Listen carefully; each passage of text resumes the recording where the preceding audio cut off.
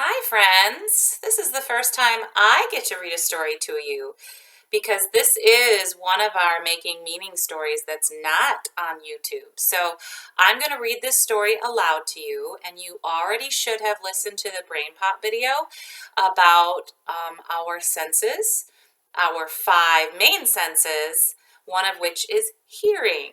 And that's the one we're going to spend the most time on today, is hearing.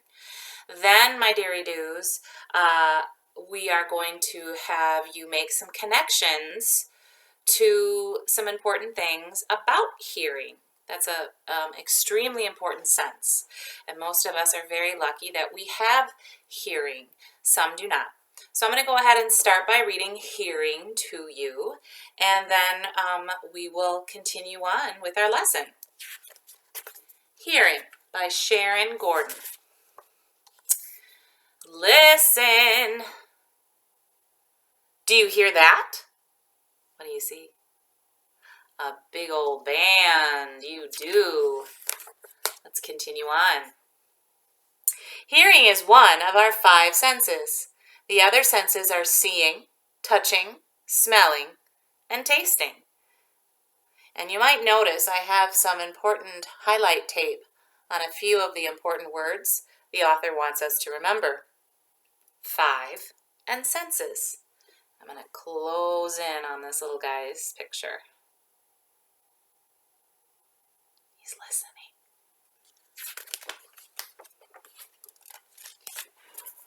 Look at this little friend. You hear with your ears. You have one ear on each side of your head, and this helps you hear things all around you. So you don't have just one ear. You have 2 ears on either side of your head, so you can hear things all around you. Look in the mirror. You can see only part of your ear. That part is called the outer ear. So if I push my hair back, this is the only part you can see. This is called the outer ear. Can I see inside my ear? No, you need special tools to do that.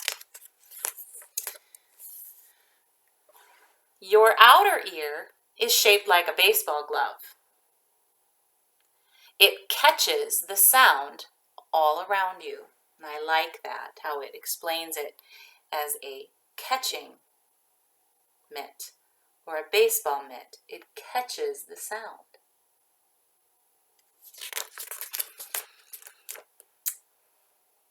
The sound goes into the little hole in your ear. They move through a tube into your middle ear. So you have an outer ear. You have a tube called the middle ear. And then we'll notice the inner ear very soon. Ooh, I always thought this was a very interesting page. And I wish that we were together so you could see this a lot more clearly. The sounds keep moving until they reach your inner ear. The inner ear sends them to your brain, and that is how you hear things. So if you carefully look at this diagram, we can see our main character is getting a phone call, and she is hearing that sound from the outer ear to the inner ear, and then, of course, to her brain. Interesting how that works. If a sound is too soft, you can cup your hand around your ear to hear it better. So that's what you heard, that tiny little meow. And I bet some of you have done that to hear a little bit more clearly. Oh boy, but sometimes you need to cover your ears if a sound is too loud. Here comes the fire engine. That's loud. Some sounds make you want to dance. Whoop, whoop. Others make you want to clap your hands. Everybody clap your hands. Music does that to me. And there are some sounds like this one that can wake you up. Baby cry. Mwah.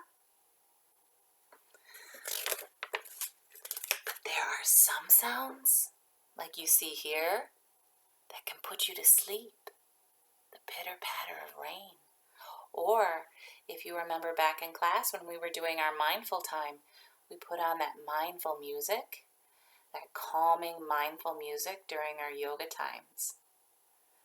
Very calming. Some sounds are high like a whistle, and some sounds are low like a drum. And some sounds are just plain fun. Surprise! That's a fun one. So here are some of the author's words you should have paid close attention to.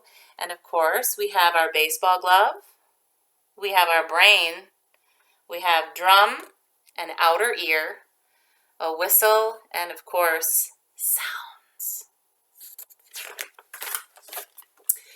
Now that was a short, sweet, and very simple book, but it does give us some very important information about hearing.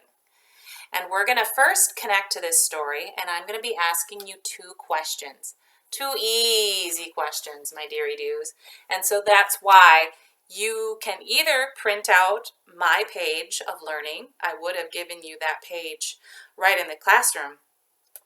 Or you can go ahead and get your own paper ready. The sheet I'm going to be putting a link for looks like this. Okay, looks like this.